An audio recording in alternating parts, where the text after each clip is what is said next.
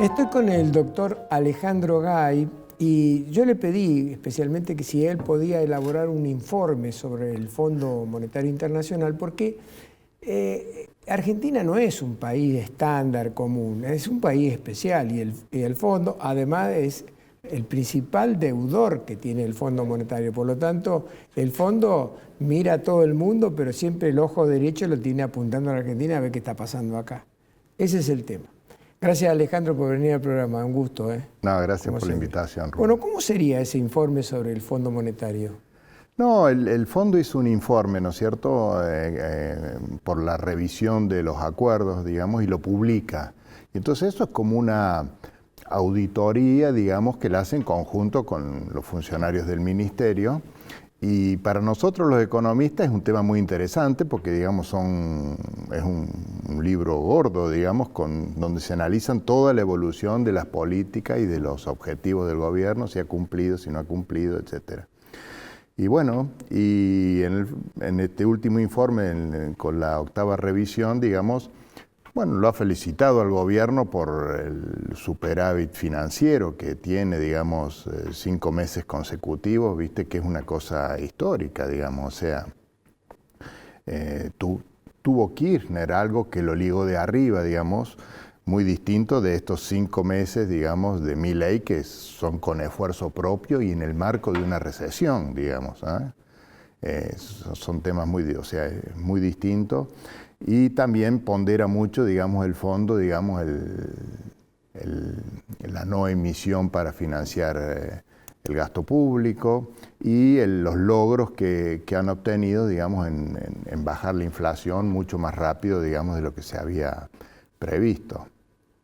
Entonces es un informe, yo lo encuentro favorable para el gobierno, pero también le pone algunos puntos, ¿no es cierto?, algunos detalles de indicar de cosas que hay que cambiar hacia futuro para poder consolidar, digamos, los logros obtenidos. Entre ellos, digamos, un planteo es, digamos, que el ajuste fiscal hay que hacerlo más sostenible, o sea que hay que mejorar la calidad del ajuste fiscal.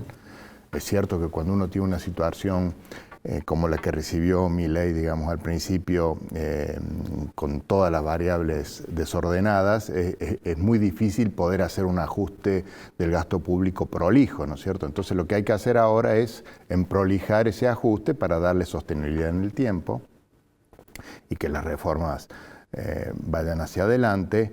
Hay que continuar con la idea, digamos, de alinear los precios relativos. Todos estos precios relativos que estaban totalmente desordenados al principio del gobierno, que se han ido ordenando un poquito con la devaluación inicialmente y después con los ajustes de tarifas y los que van a venir ahora. Y también todo lo que tiene que ver con la agenda esta de la ley Bases, ¿no es cierto?, de la desregulación de la economía para darle productividad y para generar, digamos, una vuelta al crecimiento, ¿no es cierto? Un punto en detalle que el fondo plantea también, además, digamos, dice, bueno, por ejemplo, que el ajuste hay que tener cuidado de que no lo pague mucho la gente, digamos, de bajos recursos, hay que contribuir en eso, aunque el gobierno ha hecho mucho al respecto, ¿no es cierto? Pero también señala que hay que, hacia futuro, hay que tener más en claro, digamos, cuál va a ser la política monetaria y cuál va a ser la política cambiaria. Un poco como diciendo que lo que se hizo hasta ahora era la emergencia y está bien, pero hay que pensar, digamos, bueno, cómo ir preparando la salida del cepo, en el fondo, ¿no es cierto?, para dar lugar a, bueno, como tienen todos los países vecinos, como tiene Uruguay, como tiene Perú, etcétera, de un Banco Central independiente con una política monetaria, digamos, orientada a la estabilidad de precios y la estabilidad financiera. Y es decir, que un poco como descartando esa idea de dolarización endógena, digamos, que a veces se hablaba, pareciera que eso entonces ya ha quedado un poco, al menos para en el acuerdo que se está haciendo con el fondo, un poco de lado ha quedado eso, ¿no es cierto? Y está el tema de, bueno, que a fin de julio hay que plantear una hoja de ruta de cómo se va a salir del cepo, o cuáles son los pasos, ¿no es cierto?, para ir saliendo del cepo. Y previamente, para de acá a 4 o 5 días, en principio el fondo, al menos eso es lo que está puesto en el informe, digamos que habría que abandonar este dólar blend, es el dólar de los exportadores, que tiene un 20% por el contado con liquidación y el 80% por el oficial, ¿no es cierto?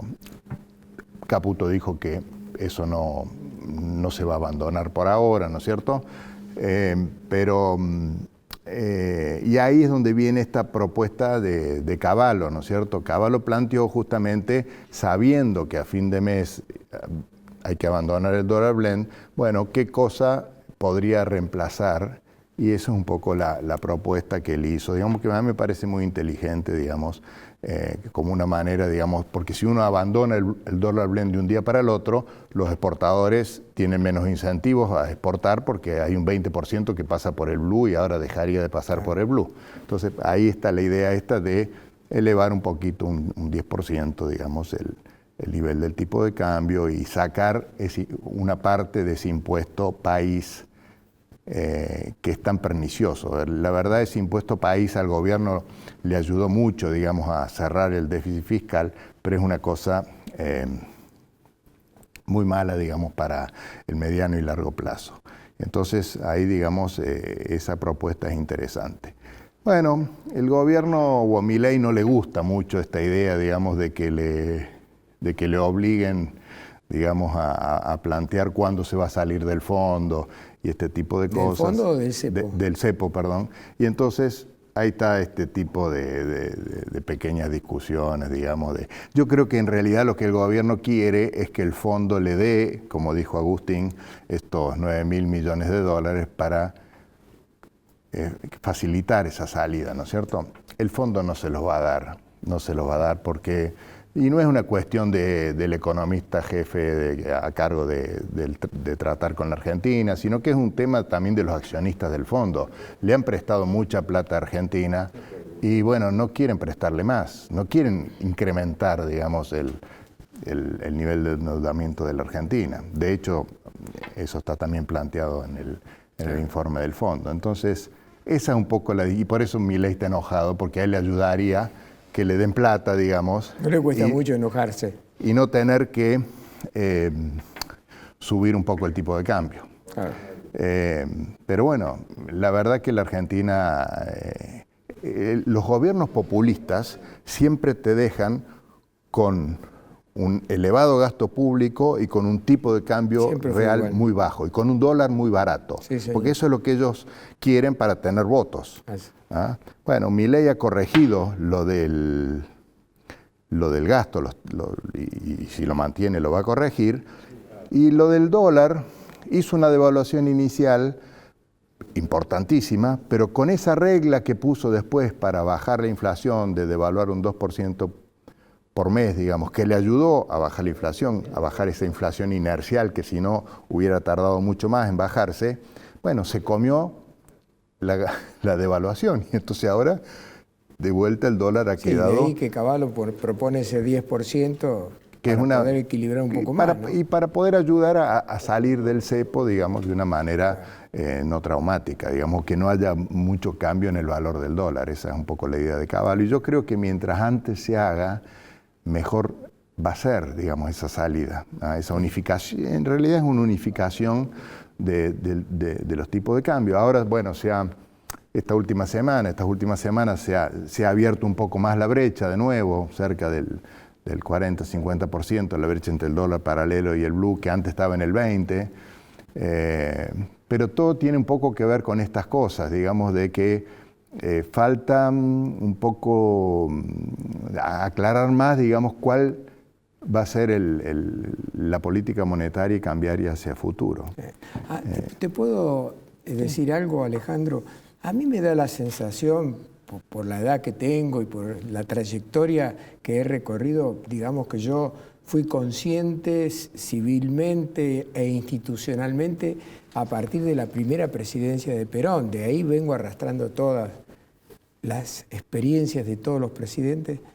A mí me da la sensación que Milei y la mayoría de los presidentes, incluyéndolo a Macri, a Menem también, de alguna manera, cuando están en el llano, se hacen una idea del poder, se hacen una idea de cómo puede ser su gestión como presidente. Pero cuando llegan y están adentro, descubren facetas ocultas del poder que no las veían desde el llano.